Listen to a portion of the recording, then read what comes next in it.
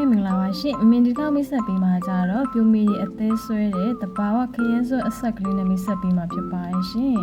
ဒါလေးကကြတော့နံပါတ်2တဘာဝခရမ်းဆွဲအဆက်ကလေးပဲဖြစ်ပါတယ်ရှင်ငကလေးကိုလည်းပွတ်တက်ဝလို့အစင်ပြောင်းလို့တထကြွလေးနားပြည့်လေးပြောင်းခထားပေးရပေါ့နော်ဆွဲသီးလေးကိုလည်းမင်းတို့က20ဒီဇိုင်းလေးခတ်ပေးထားပါတယ်ဘေးစိန်ကိုလည်းnetတိုင်းမစိန်ဖြူတန်လေးနဲ့ခထားပေးရဲ့အပြင်ရွှေကလည်းထူးထူးတထလေးခထားပေးပါတယ်နောက်ပိတ်ရွှေလေးလည်းထူးထူးတစ်ချစ်လေးနဲ့မို့လို့ဒီလေးဝဲပဲဝူးဝေးပွတ်တက်ဝုတ်ပေါ့နော်အရန်ကိုလှပနေမှာပါရှင်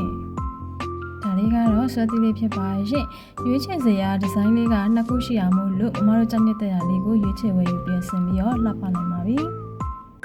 အခုမင်းမိတ်ဆက်ပေးထားတဲ့ promotion item တွေရပါတော့တဘာဝခရမ်းဆိုအဆန်20ကလေးကိုစနေတက်တယ်ဆိုလို့ရှိရင်မင်းတို့ရဲ့ PCB လေးမှာအသေးစိတ်လာစုံစမ်းပြီးတော့မင်းမြန်ဝယ်ယူနိုင်ပါတယ်ရှင်ဈေးလေးတွေကကြတော့အထူးလျှော်ဈေးလေးနဲ့အတန်ဆုံးဈေးလေးနဲ့ရမှာမို့လို့စနေတက်တယ်ဆိုလို့ရှိရင်အခုပဲဟယ်လိုလိုက်တော့နော်